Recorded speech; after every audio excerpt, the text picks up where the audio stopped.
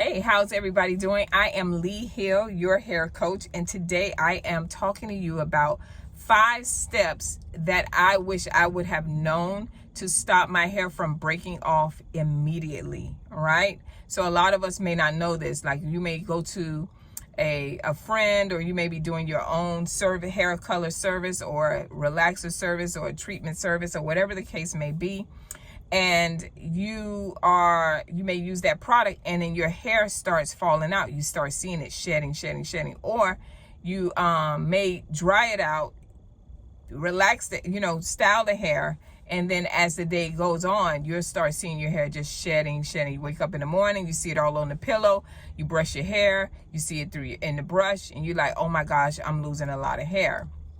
A lot of time when you see breakage, it typically means that you had some type of chemical that was put on your hair, and it was not the right thing to do, right? And I'm going to tell you a story time about that. But the first thing that you want to do is apply Apogee.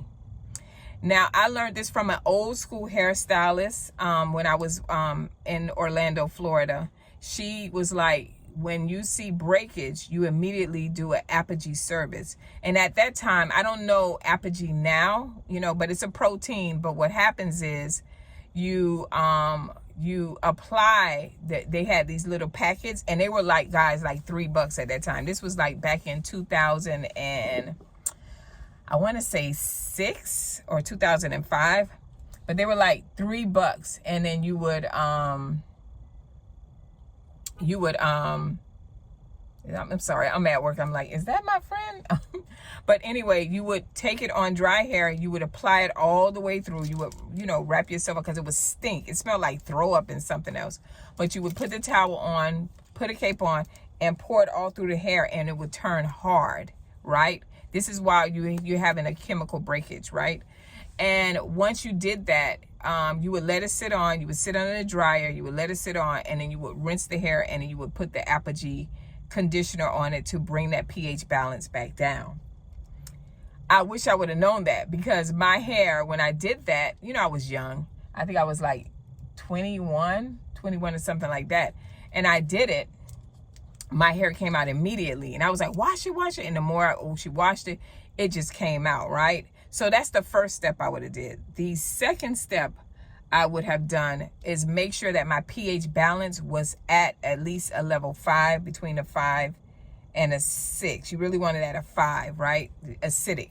And so when it becomes alkaline, a lot of times we don't realize that when we have some type of service done, and once they rinse the hair out, that pH balance is really high, like alkaline, right? High. And what that causes is more breakage, right? Because the hair is kind of like in shock. So what I did next, what she taught me, she was like, so now we're going to bring the pH balance down. We added the conditioner that brought the pH balance down, but we're going to go ahead and do a little more. And she applied, this is natural stuff. She applied, what is it called? Vinegar, right? So the vinegar kept it and gave it its shine, because when you have breakage, you're going to experience, and especially when it's a chemical service, you're going to experience dullness. You're going to see the breakage and different things like that. So that was the second thing. You want to make sure that the pH balance is down. Now, then you want to look at the third thing you want to do. The next step is you want to try to figure out, okay, where is my hair now? Because it was breakage done, right? So for me, I wish I would have known. I would have just cut the dead hair off. A lot of times, even when I see these TikTok videos, they'll show a person hair that is like, I'm doing a hair correction, or or the person had bleach hair and it broke off. And instead of them, they're like, oh, it's breaking, or it's really, really dry, which it makes sense, because if you bleached your hair, you have decolorized the hair. So you stripped out all the nutrients, right? So you're going to experience breakage and stuff, right? And so a lot of times you'll see them say, oh, I'm going to put a treatment on it and I'm going to flat iron it. You're going to do the same thing that put the hair in that state. So you want to look at that hair and have that good consultation and say, I need to cut my hair.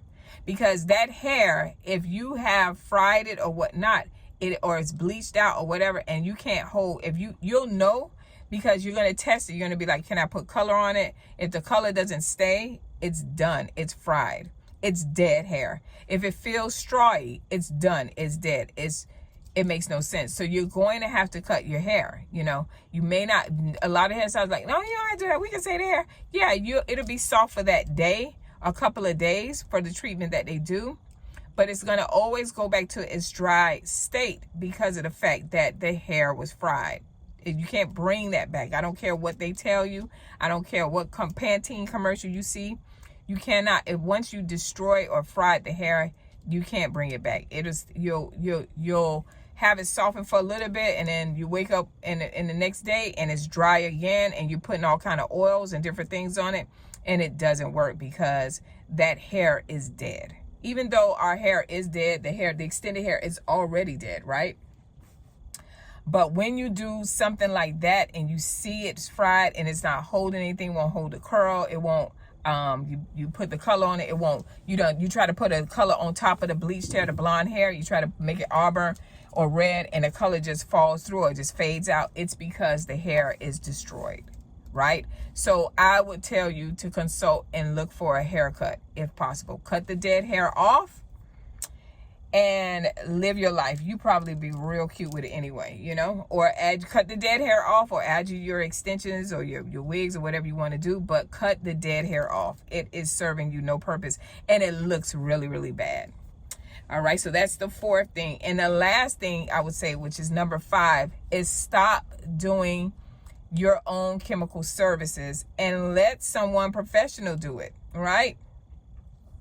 Go to a professional, find out, and not just because they say they're a hairstylist or they say that they're a cosmetologist, because there are a lot of, especially Black cosmetologists, that are not strong when it comes to color.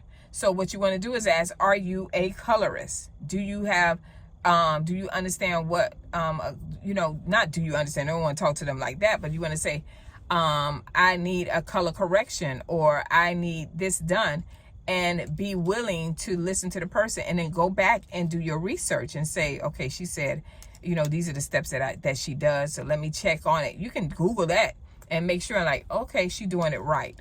That is the person that you want to have. And then after she tells you, yes, I can get your hair back to this state, I can get you this hair color or whatever, you want to make sure she says, and we're going to do treatments to make sure that your hair stays healthy and polished, right? That is the type of person you want as a professional to take care of your hair, okay?